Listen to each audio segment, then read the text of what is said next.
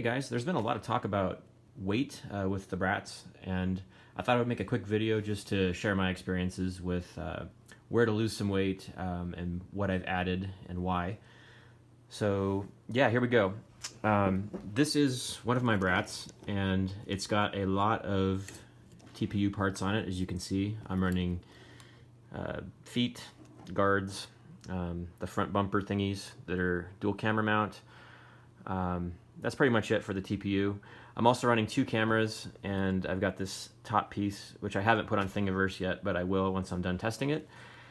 So basically, I've got what looks like your typical kind of heavy Brat, especially with these heavy motors. And it's coming in without the battery at 182.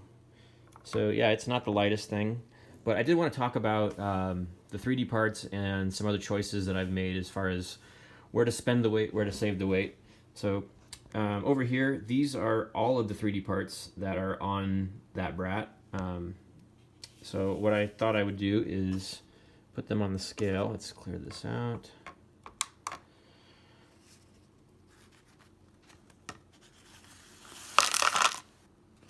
All right, so altogether, all those 3D parts are 8.2 grams.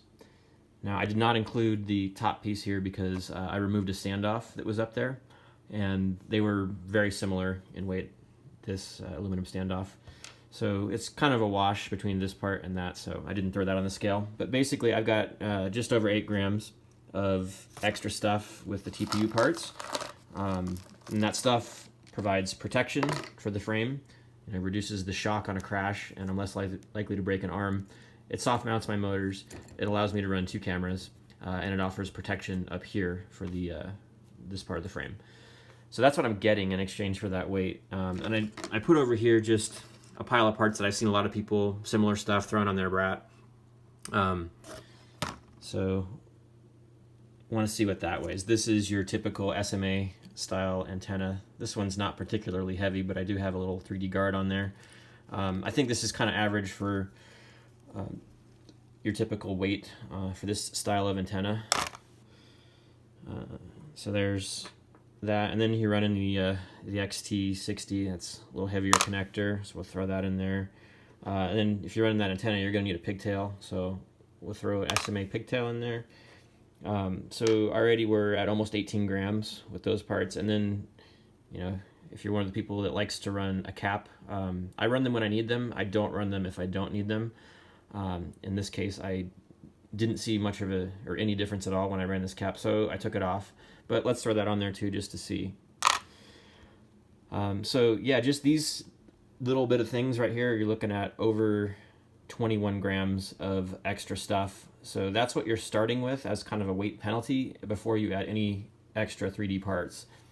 So just something to think about when you're deciding on your build what you want to add and what you don't want to add. I'm not saying this will work on every build, but I was able to get away with running an XT30. I did not notice any difference between the XT30 and the XT60 on my setup. So if you're running this style of antenna, this little dipole is very light.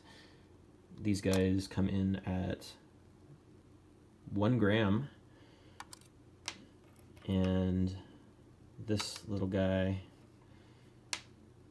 just over 1 gram. So you're looking at just over 2 grams for this setup, as opposed to what we were doing over there at like between 15-20 grams, somewhere in that neighborhood.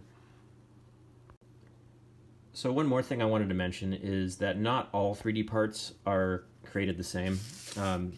So these are feet that I designed for the Brat, and I was trying to make the lightest foot that I could that offered the best protection, and that was the easiest to kind of live with. This is what they look like installed. And what I did on these feet is I took the weight away from areas where it was less likely to have an impact. Like behind the arm here is, I think, less likely to hit anything.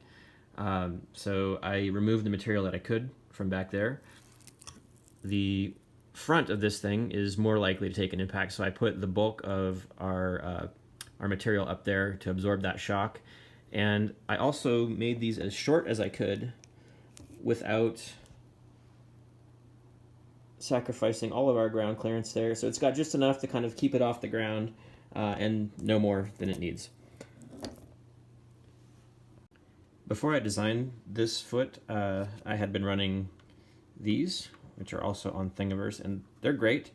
They do all the same things that I just mentioned, except there's some extra material around them. The walls are a little thicker in places where I don't think they're offering a whole lot of protection, and they're a little taller.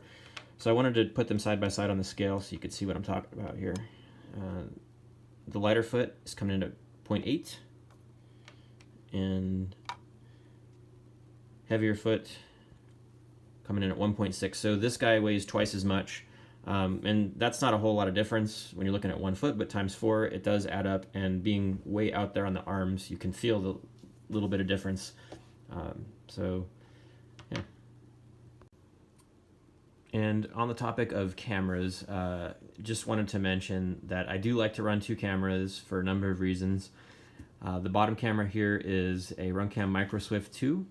It's one of my favorite cameras. It's light. This is a Foxier Micro Arrow, and it's about the same weight as the Runcam, and it's also a CCD camera. I've run it, it works fine as well. I like the image from these better than what's coming off of the Split or the Caddx Turtlet, whatever that thing's called. So I wanted to throw this on the scale for you guys just to add some perspective on this. So by adding a second camera, what you're looking at adding weight-wise is about 5.5 grams, and that's the same weight roughly for this Runcam on the bottom there. So for me, it made sense. I really prefer this image quality when I'm flying, and just the lack of issues with the camera feed freezing for SD cards being full and all the other things that happen when you're running your FPV image off of your HD camera. So I went this route and opted to just try to save a little bit of weight in other places, and I'm very happy with the results. So I'm not saying this is for everyone and that you all need to do this. I'm just saying that this is what worked for me. If you've got some other thoughts, I'd love to hear it in the comments below, and thanks for watching.